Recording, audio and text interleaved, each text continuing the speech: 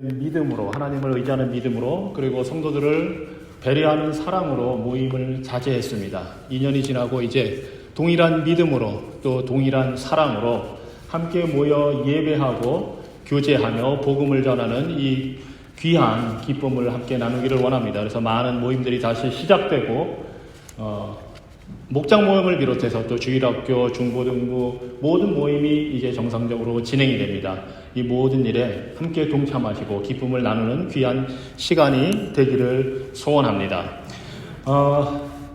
어제 새벽에 갑자기 그 토네이도 온다는 사이렌이 울리고 알람이 크게 와서 순간 놀랐습니다. 한참 잘 자다가 놀랐는데 그 순간 든 생각이 재난이 닥친다는 이 사이렌을 듣고 빨리 5분 내에 대피소로 피하라는 그 메시지를 받고도 피하지 못하면 큰 화를 겪게 되는데, 장차 주님께서 다시 오실 때 하늘에서 큰 호령이 들리고 트럼펫 소리가 들리면서 주님의 오심을 알릴 때에 예수 그리스도 안에 있는 자들은 깨어서 주님을 맞이하게 될 것이지만, 그렇지 않은 자들은 그 재난의 심판을 그대로 당하게 될 것입니다. 그래서 오늘도 많은 사람들이 예수 그리스도의 복음, 구원의 복음을 증거하고 있습니다. 특별히 어제는 카멜에 있는 크라이스트 커뮤니티 처치라는 곳에서 미션 컨퍼런스가 있었는데 선교 대회가 있었습니다. 그 교회는 매해 대륙별로 후원하는 선교지의 교회와 또 선교사님과 가족들을 초청해서 위에서 기도하고 격려하고 또 선교 헌금을 작정하고 하는 그 행사를 매년 하는데, 올해는 마침 아시아를 대상으로 했고 또 일본에서 10년 이상 선교하신 그 선교사님의 가족을 초청해서 함께 그 선교 소식을 듣고 위에서 기도하고 하는 귀한 시간을 가졌습니다. 특별히 올해가 주제가 아시아였기 때문에 우리 교회를 초대했습니다. 그래서 어제 우리 조은성 목사님께서 가셔서 미국에 있는 한인교회의 역사와 현황을 소개하고 이 방향에 대해서 같이 나누는 좋은 시간을 가졌고요. 또 우리 김우선 목사님과 우리 찬양팀들이 어제 가서 함께 찬양을 인도하고 그곳에서 함께 하나님을 경배하는 아주 귀한 시간을 가졌습니다. 인종과 언어와 문화가 다른데도 불구하고 예수 그리스도 안에서 하나 되었기 때문에 모여서 함께 찬양을 올릴 수 있었고, 이것이 장차 우리가 천국에서 보게 될 영원한 그 복된 삶을 지금 이 땅에서 우리가 체험할 수 있다는 것이 얼마나 복되고 아름다운지 모릅니다. 이 귀한 사역을 위해서 우리 성도님들도 마음을 열고 함께 열심히 모이고 열심히 함께 예배하고 경배하면서 복음을 증거하기 위해서 말씀으로 갖춰지는 그런 복된 삶이 되기를 주님의 이름으로 축원합니다. 잠깐만 기도하겠습니다. 살아계신 하나님, 주님, 말씀 듣기 원합니다. 말씀을 전하는 자의 입술을 주장하시고 듣는 자들의 마음의 묵상을 다스리셔서 주께 연락되기를, 주께서 기쁘게 받으시기를 원합니다. 구원의 반석이신 예수 그리스도 이름으로 기도합니다. 아멘. 현재 인류는 전 세계적인 바이러스와 전쟁으로 인해서 어려움을 겪고 있습니다. 과거에 비해서 정치 경제적으로 많이 발전했지만 여전히 사회적인 갈등과 경제적인 불안으로 인해서 사람들은 두려워하고 불안해합니다. 기술의 발전으로 인해서 더 편리한 세상이 되어가고는 있지만 많은 사람들, 아니 모든 인류가 죽음에 이르는 근본적이고 실존적인 불안이라는 병을 가지고 살아갑니다. 그리고 이런 현상 뒤에는 절대적인 진리를 거부하는 포스트 모던 사상의 영향이 자리 잡고 있는 것도 사실입니다. 이 사람들은 모든 것이 상대적이라고 이야기합니다. 절대적인 진리가 있지 않고 하나님이 없다, 신이 죽었다 이렇게 말합니다. 그리고 내가 좋으면 나한테 좋으면 좋은 거고 아니면 아니라는 식입니다. 그래서 내가 하나님이 없다고 느끼면 하나님이 없는 거고, 하나님이 존재한다고 믿고 싶으면 네 마음대로 해라 이렇게 말합니다. 이런 현상 속에서 나타나는 것이 무엇이냐 하면 인간이 하나님 대신에 스스로 신이 되고자 한다는 것입니다. 내가 하나님처럼 살겠다고 하는 것입니다. 그리고 그런 현상이 일상 언어에도 나타납니다. 그래서 웬만하면 요즘에는 사람에게 신이라는 칭호를 붙여줍니다. 그래서 몸짱을 예전에는 몸짱 했다가 이제는 몸신이라고 합니다. 축구를 잘하는 사람을 예전에는 펠레를 황제라고 했는데 그것도 모자라서 이제는 축구의 신이라고 합니다. 예능신이라고 하고 유느님이라고 불러댑니다. 사람들 생각이 이런 현상이 언어의 인플레로 나타나는 것입니다. 그래서 과거에는 주로 자신의 생각을 말할 때 I think, 내가 생각할 때는, 내가 볼 때는 이렇습니다 하고 얘기하던 것을 이제는 I feel like, 그래서 느낌, 그 느낀 것을 느낌적인 느낌으로 이야기합니다. 이런 상황, 이런 현실, 이것을 사도 바울은 하나님의 진노가 임한 상태라고 로마서 1장에서 진단합니다. 절대적인 진리를 거부하고 하나님을 거부하는 사회는 이미 그 사회가 하나님의 진노의 심판을 받은 사회라는 것입니다. 그래서 사회가 점점 선과 악의 구별을 하지 않습니다. 법과 도덕적인 질서를 무시하고 개인이 자기 좋은 대로 느끼는 대로 심지어 남성과 여성의 성별마저 마음대로 바꿔버립니다.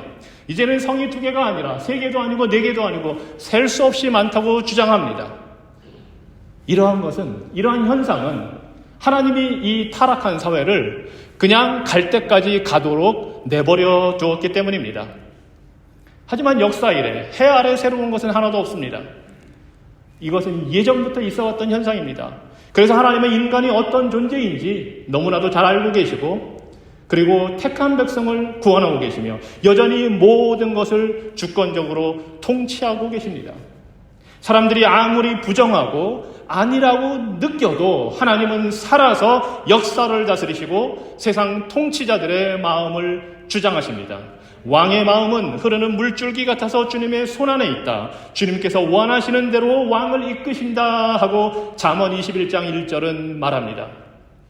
하나님은 어제나 오늘도 영원토록 하나님의 나라와 교회를 위해 당신의 영광과 택한 백성들의 유익을 위해 주권적으로 다스리고 역사하고 계십니다.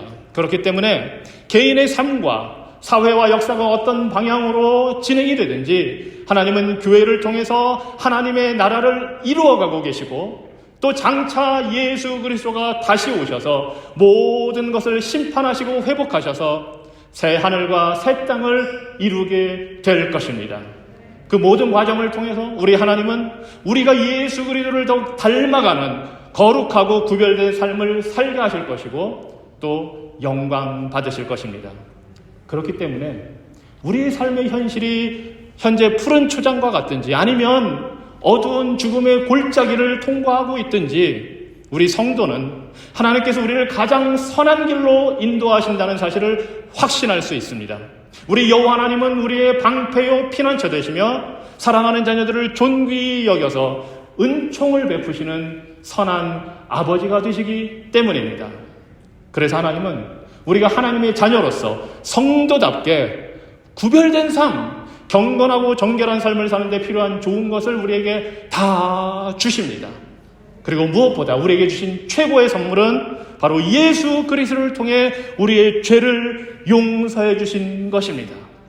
그리고 오늘 본문 말씀 마가복음 2장의 말씀은 바로 그 예수님, 우리의 죄를 용서하시는 권세를 가지신 예수님, 하나님이신 그 예수님의 모습을 보여주고 있습니다. 우리 인간에게 가장 필요한 것은 지옥에서 영원히 죄인에게 쏟아지는 하나님의 진노를 피하는 것입니다. 우리는 하나님의 진노로부터 구원받아야 합니다. 구원은 단순히 죄와 사망과 지옥으로부터 건짐받는 것만이 아닙니다. 죄에 대한 진노의 심판을 내리시는 하나님으로부터 구원받는 것입니다. 구원은 하나님께서 우리 죄인들을 하나님 자신으로부터 건져내는 것이고 당신의 아들, 하나님이신 당신의 아들을 희생하여 그 일을 이루시는 것입니다. 그래서 구원은 인간이 이룰 수 있는 것이 아니고 절대적으로 하나님께 속한 것입니다. 인간이 지옥에 가게 되는 것은 죄 때문입니다. 하지만 정확히 말하면 용서받지 못한 죄 때문입니다. 지옥은 죄 용서를 받은 적이 없는 인간들이 영원히 용서받지 못한 채 살아가는 것입니다. 반면에 천국은 죄를 모두 용서받은 죄인들이 영원히 사는 곳입니다.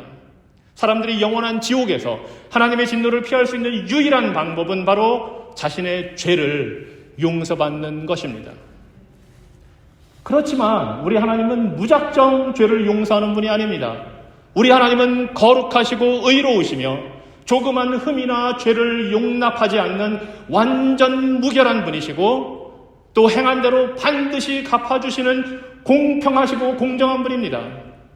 우리 하나님은 공의를 반드시 실현하시는 분이시고 터무니없이 죄인을 봐주거나 죄인을 의롭다고 그냥 말씀하시는 분이 아니고 오히려 그러한 것을 혐오하시는 분입니다. 악인을 의롭다 하는 자와 의인을 정죄하는 자는 다 여호와께서 가증히 여기시느니라. 잠언 17장 15절의 말씀입니다. 우리는 살아가면서 사법적인 정의가 제대로 이루어지기를 원합니다. 범죄자가 죄질에 비해 낮은 형량을 선고받거나 촉법 소년이라고 그냥 풀려나거나 반대로 범죄자도 아닌데 억울하게 재판을 받을 때에 많은 사람들이 분노합니다. 정파적인 정치적인 이해관계에 따라서 형량이 들쑥날쑥 적용될 때에 그런 내로남불에 대해서 우리는 분개해야 합니다. 이것은 죄를 미워하시고 나아가 죄인을 죄 없다고 말하거나 죄 없는 자를 정죄하는 것을 가증히 여기시는 그 하나님의 성품, 하나님의 형상이 우리의 양심과 법 안에 새겨져 있기 때문입니다. 그런데 이렇게 절대적으로 거룩하시고 의로우신 하나님, 그 하나님은 동시에 용서의 하나님이시고 죄인을 용서하기를 간절히 원하시는 분입니다. 범죄한 죄인이 영원한 지옥에서 그 대가를 철저히 치르도록 놔두는 대신에 죄인을 의롭다고 선언해서 천국에서 영생을 누리게 하는 것을 간절히 원하시는 분입니다. 그리고 이러한 구원의 과정을 통해서 영광 받기를 원하시는 분이십니다. 그래서 로마서 4장 5절에서 바울은 하나님께서 경건치 아니한 자를 의롭다 하시는 분이라고 선언합니다. 하나님은 경건치 않은 죄인을 의롭다고 하실 수 있는 분이고 또 기꺼이 그렇게 말씀하시는 분입니다. 자, 그렇다면 어떻게 해서 거룩하고 의로우신 하나님이 죄인을 의롭다고 선언하실 수 있겠습니까? 어떻게 해서 그 거룩하신 하나님이 죄인의 죄를 용서해 주실 수가 있겠습니까? 그것은 바로 예수 그리스도의 죽음을 통해서 예수 그리스도의 죽음으로 하나님의 공의가 만족되었기 때문입니다.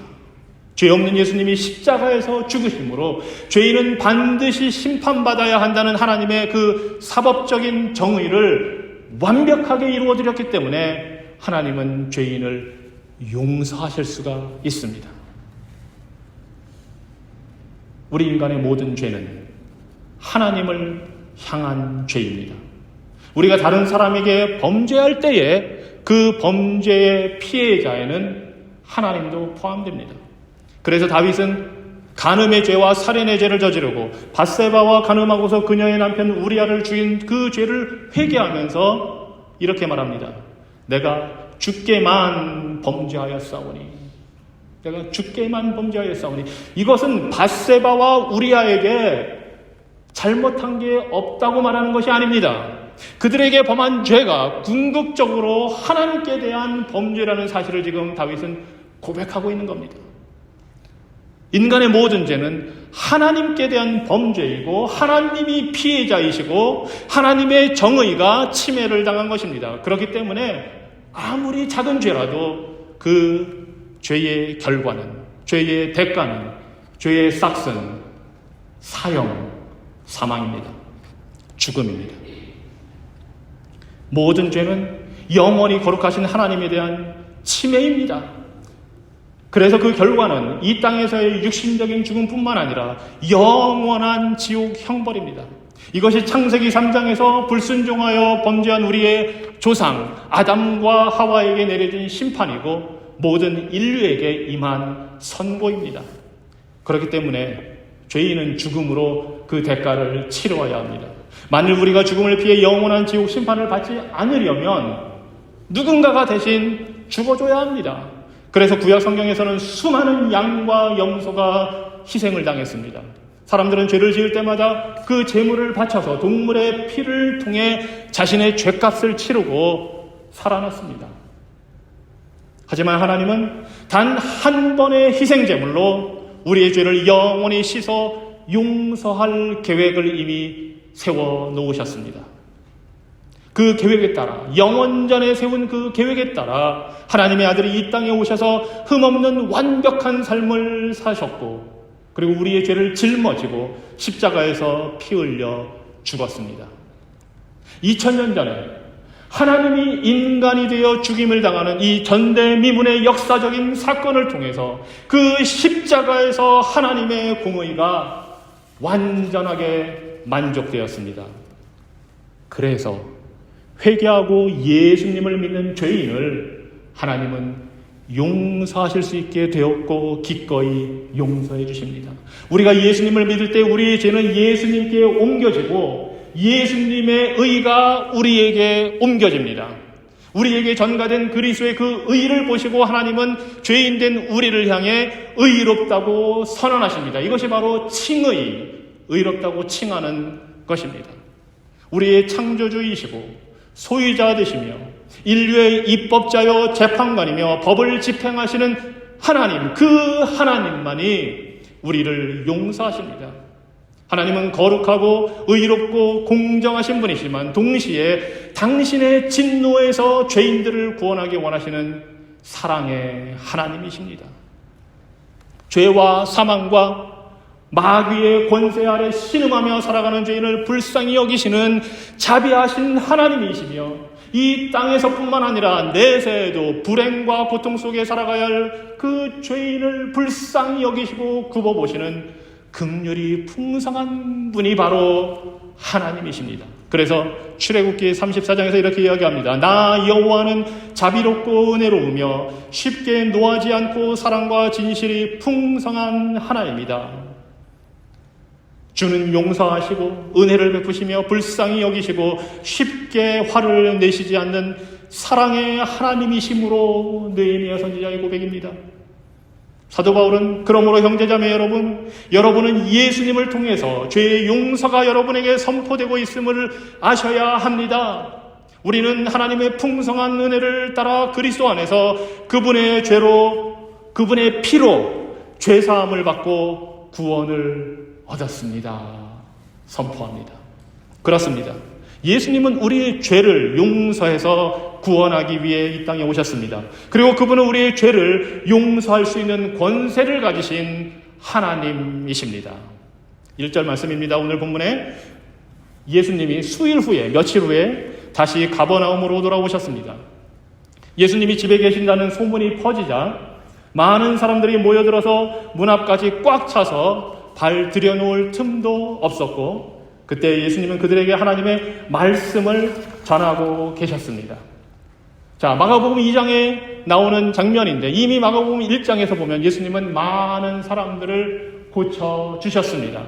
공적인 사역 3년 동안 우리 예수님은 이스라엘 전체를 동서남북으로 종횡무진하시면서 기적을 베풀어 주셨습니다. 눈 멀고 말 못하고 듣지 못하고 걷지 못하는 자, 문둥병자, 중풍병자, 혈루증에 걸린 여인, 귀신 들린 자, 죽은 자, 이 모든 사람들을 고쳐주시고 살려주셨습니다.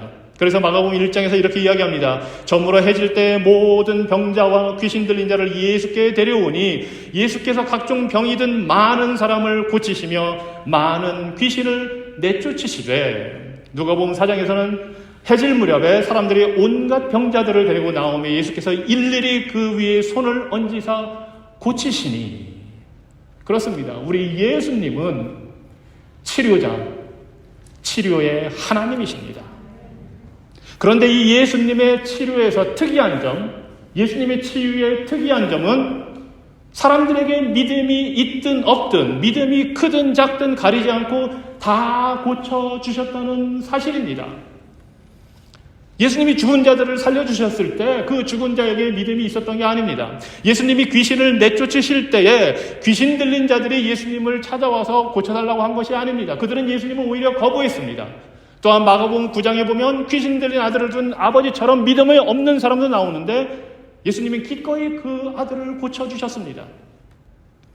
성경에서 치유는 베푸는 자의 의지와 능력에 달린 것이지 환자나 그 가족의 믿음의 크기에 달려있지 않습니다. 잘 기억하십시오.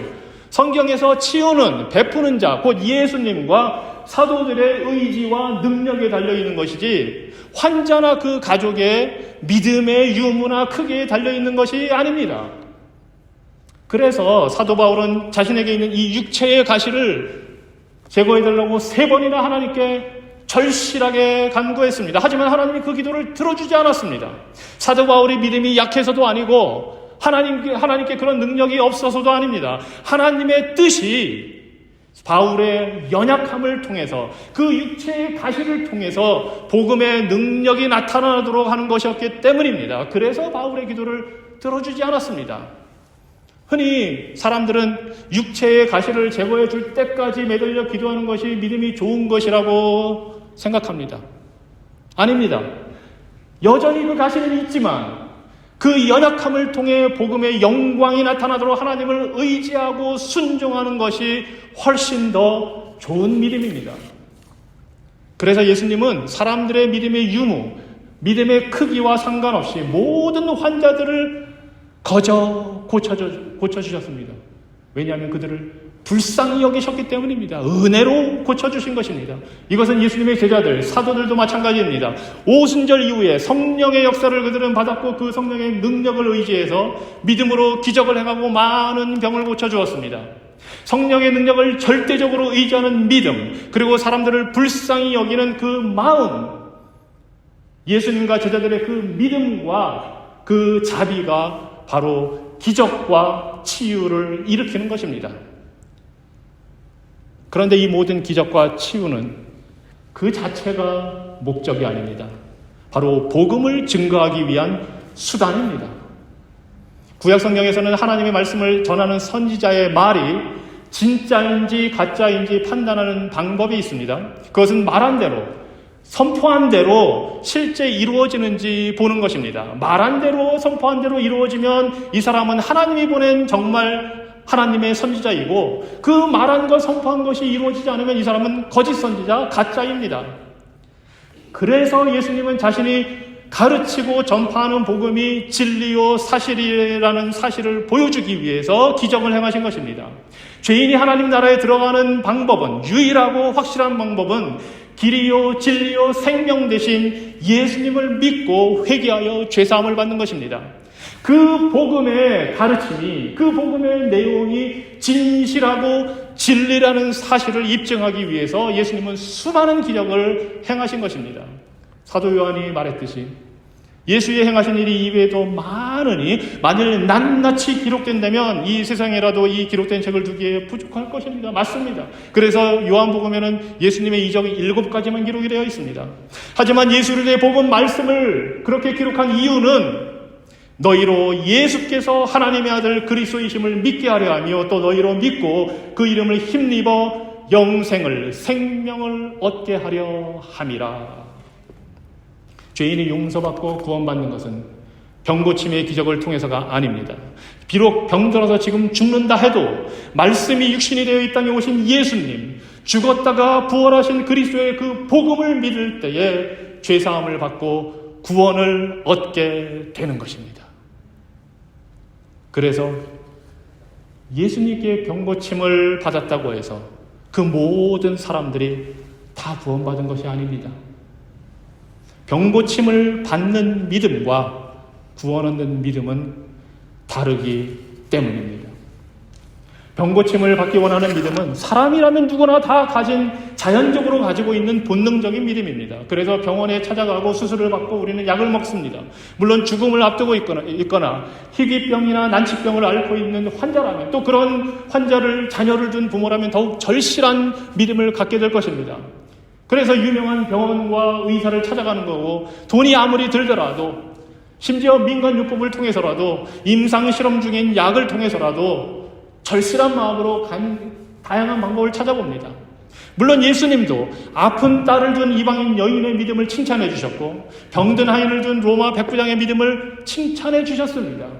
하지만 예수님을 찾아왔던 사람들이 가진 믿음은 병고침을 받기 원하는 자연적이고 본능적인 믿음입니다. 예수님을 하나님의 아들로 구주로 믿은 것이 아니라 병을 고쳐줄 수 있는 의사로서 믿은 것입니다. 그래서 누가복음 17장에 보면 10명의 문둥병 환자가 고침받는 장면이 나옵니다. 하지만 구원받은 사람은 오직 1명입니다. 10명 모두 병고침을 간절히 원했고 그래서 예수님께 매달렸지만 그것은 본능적이고 자연적인 믿음이었기 때문에 오직 사마리아인 1명만 구원을 받았습니다. 그에게는 구원 얻는 믿음이 있었기 때문입니다. 그리고 그 구원 얻는 믿음은 본능적이고 자연적인 믿음이 아니라 초자연적이고 영적인 믿음입니다. 죄인은 이미 죄로 인해서 죽었기 때문에 하나님이 은혜로 주시는 그 믿음이 아니라면 그 믿음을 발휘할 수도 없고 구원을 받을 수도 없습니다. 그렇기 때문에 예수님의 치유가 곧 영혼의 구원을 의미하지는 않습니다. 치유 사역은 예수님께서 죄인들에게 복음을 들을 기회를 주시고 고쳐줘야 살 거 아닙니까? 그래서 살려주시고 택한 자를 구원하기 위해서 그 복음을 듣고 믿음으로 살아날 수 있도록 하시는 수단입니다. 믿음은 들음에서 나며 들음은 그리스도의 말씀으로 말미암느니라. 복음을 듣고 예수님을 믿는 것, 이것이 바로 죄 용서받고 구원 얻는 길입니다. 그래서 예수님의 이 세상에 오신 목적이 전도하러 왔다고 말씀하십니다. 마가복음 1장 36절 이하에서 이렇게 이야기합니다. 시몬과 및 그와 함께 있는 자들이 예수의 뒤를 따라가 만나서 가로되 모든 사람이 주를 찾나이다. 이르시되 우리가 다른 가까운 마을들로 가자. 거기서도 전도하리니 내가 이를 위하여 왔노라. 사람들은 예수님께 병고침을 받기 위해 몰려들지만 예수님은 내가 전도하러 왔다 말씀하십니다. 병고침이 목적이 아니라 복음 증거가 예수님 사역의 목적입니다. 복음을 듣고 회개하여 죄사함을 받게 하는 것이 예수님께서 바로 이 땅에 오신 목적입니다. 3절 말씀입니다. 이때 네 사람이 한 중풍병자를 메고 예수님께 찾아옵니다. 그런데 사람들이 너무 많아서 그를 예수님께 데려갈 수가 없어서 그분이 계신 곳에 지붕을 뜯어 병자가 누워있는 들것을 달아내렸습니다. 이 중풍병자와 중풍병자를 데려온 친구들은 예수님에 대한 소문을 들었습니다. 그리고 예수님이 병을 고쳐주실 것이라는 것을 믿었습니다. 병자를 들것에 메고 와서 지붕에 올라가서 그것을 뜯어낼 정도로 절실하고 확고한 믿음을 가졌습니다. 물론 자연적이고 본능적인 믿음입니다. 마침에 많은 사람이 운집한 곳에 천장이 뜯기고 들것이 내려옵니다. 모두가 무슨 일이 일어날지 숨죽여 기다리고 있었습니다. 중풍병자도 그를 내려보낸 사람들도 예수님께 어떤 말도 하지 않았습니다. 하지만 예수님은 그들의 수고와 행위에서 믿음을 보셨습니다. 마가복음에서 믿음이라는 단어가 바로 처음으로 등장하는 순간입니다. 그리고 그들의 믿음을 보신 예수님이 사람의 속에 있는 것을 아시는 하나님이신 예수님이 말씀하십니다. 5절입니다. 예수께서 그들의 믿음을 보시고 중풍병자에게 이르시되 작은 자야 네 죄 사함을 받았느니라 하시니. Wait a minute. 잠시만요. 그들의 믿음을 보신 주님이 하신 말씀은 네 병이 나았다, 일어나라가 아닙니다. 작은 자야, son, 아주 친근한 표현입니다. 네 죄 사함을 받았느니라. 예수님이 보신 믿음, 이 믿음은 단순히 치유를 바라는 믿음이 아니었습니다. 이 중풍병자에게는 병고침을 원하는 본능적이고 자연적인 것 이상의 믿음, 즉 죄 용서를 바라는 영적인 믿음이 있었습니다. 그 믿음을 보시고 예수께서 네 죄가 용서받았다 말씀해 주신 것입니다. 하나님은 죄인이 회개하지 않으면 용서해 주지 않으십니다. 그래서 회개하라고 말씀하시는 겁니다. 자신이 죄인임을 깨닫고 예수님이 죄를 사할 수 있는 자격과 권세가 있음을 믿고 용서를 구할 때에야 예수님은 용서해 주십니다. 중풍병자에게 죄 용서를 구하는 믿음이 없었다면, 그저 단순히 치료만을 바랬다면 예수님께서 내 죄사함을 받았다 말씀하실 리가 없습니다. 그런데 이 중풍병자는 지금 바로 그 순간 자신에게 필요한 것이 단순한 병고침이 아니라 구원이라는 사실을 알았습니다. 자신의 비참한 육체적 현실만큼이나, 아니 그 이상으로 영적으로 병들고 죄로 인해 마비되고 무기력한 자신의 모습, 죄에 억눌리고 포로된 모습을 깨달았습니다. 그리고 예수님이 육신의 병을 고치실 수 있을 뿐만 아니라 회개하는 자들을 용서하시고 구원하실 수 있는 구주라는 사실을 믿었습니다.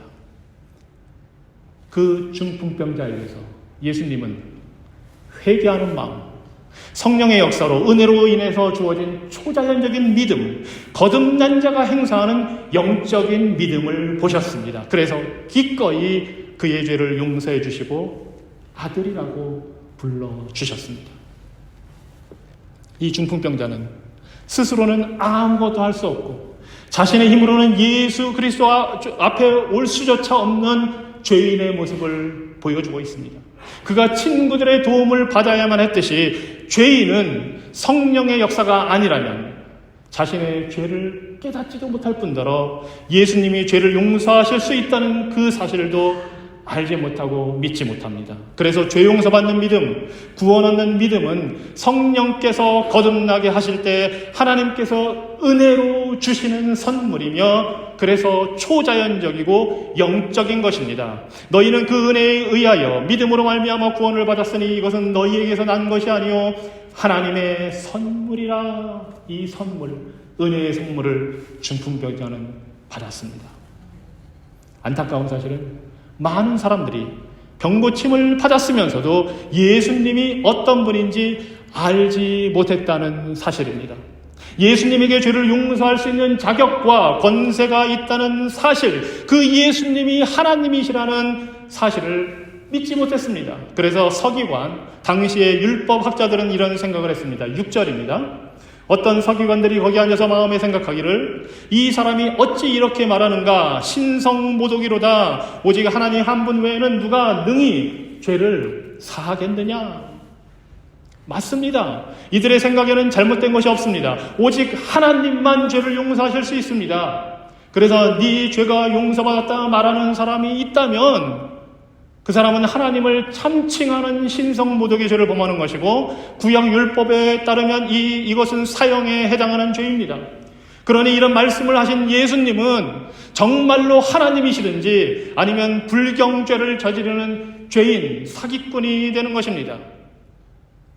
그런데 당시에 서기관들을 포함해서 모든 유대 종교 지도자들은 예수님의 기적과 능력에 대해서 이미 보고 듣고 알고 있었습니다. 그래서 심지어 니고데모는 예수님을 찾아와서 랍비여, 우리가 당신을 하나님께로부터 오신 선생인 줄 아나이다. 하나님이 함께 하시지 아니하시면 당신이 행하시는 이 표적을 아무도 할 수 없습니다 하고 인정했습니다. 또 예수님이 귀신을 내쫓으실 때 차마 그 사실 자체를 부정할 수가 없어서 이 바리새인들은 예수님이 바알세불, 즉 마귀의 능력으로 귀신을 내쫓고 있다고 말도 안 되는 이야기를 했습니다. 이 정도로 예수님의 능력과 기적은 부인할 수 없는 사실이었습니다. 그래서 예수님도 너희들이 나를 정 믿지 못하겠거든 내가 한 그 일만이라도 믿어라 말씀하셨습니다. 그런데도 서기관들, 유대 종교 지도자들은 그런 예수님이 하나님께서 약속하신 메시아일 수도 있다는 생각을 전혀 하지 않았습니다. 오히려 예수님이 신성모독의 불경죄를 범하고 있다고 지금 생각하고 있는 것입니다. 그런데 이들의 이러한 생각을 예수님은 아셨습니다. 8절입니다. 그들이 속으로 이렇게 생각하는 줄을 예수께서 곧 중심에 아시고 이르시되 어찌하여 이것을 마음에 생각하느냐. 중심에 아셨다는 것은 예수님께서 성령을 통해 이 서기관들이 무슨 생각을 하는지 아셨다는 겁니다. 이 정도만 돼도 이 사람들은 예수님이 하나님이시라는 사실을 알아봐야 합니다. 자신들의 생각을 읽고 있으니까 지금 여호와께서는 모든 생각을 감찰하사 모든 의도를 아신다 하고 역대상 28장 9절에서 말씀하셨습니다. 만약 예수님이 사기꾼이요 신성모독의 죄를 범하는 죄인이라면 그들이 무슨 생각을 하는지 어떻게 알겠습니까? 그런 서기관들을 향해서 예수님이 질문을 하십니다. 9절입니다. 중풍병자에게 네 죄 사함을 받았느니라 하는 말과 일어나 내 상 그 들 것을 가지고 걸어가라 하는 말 중에서 어느 것이 쉽겠느냐? 서기관들의 생각을 읽으신 예수님이 질문하십니다. 어느 것이 쉽겠느냐? 죄를 용서하는 것, 중풍병자를 일어나 걷게 하는 것, 둘 다 사람에게는 불가능한 일입니다. 하지만 하나님은 충분히 하실 수 있는 일입니다. 그리고 지금까지 수많은 병자를 고치신 예수님이 중풍병을 고치는 것 어려운 일이 절대 아닙니다. 또한 예수님은 하나님이시기 때문에 죄를 용서할 수 있는 권세를 가진 분입니다. 예수님은 두 가지 다 능히 하실 수 있습니다. 여기에서 예수님의 질문의 핵심은 어떤 말을 하는 게 더 쉽겠느냐 하는 것입니다. 즉, 내 죄사함을 받았느니라 하는 말과 내 들 것을 가지고 걸어가라 하는 말 중에서 어느 것이 더 입증하기 쉽겠느냐 하는 것을 지금 묻고 계십니다. 이미 언급한 대로 선지자의 말이 진리인지 아닌지를 입증하는 방법은 말한 대로 이루어졌는가를 보는 것이기 때문입니다. 그래서 당연히 병을 고쳐주겠다는 말이 입증하기가 쉽습니다. 일어나면 참인 거고 일어나지 못하면 거짓인 것입니다. 그래서 중풍병자가 일어나 걸어가면 누구든지 예수님의 말대로 되었다는 것을 볼 수가 있습니다. 하지만 죄가 용서받았는지 여부는 겉으로 드러나지 않습니다. 아무리 네 죄가 용서받았다 해도 그걸 어떻게 입증하겠습니까? 하나님만이 아시고 용서받은 당사자만이 아는 일입니다. 그 용서받은 사실을 보여줄 만한 구체적인 방법이 없는 것입니다. 그래서 네 상을 가지고 걸어가라는 말이 진리인지 아닌지 입증하기는 쉽지만 10절입니다.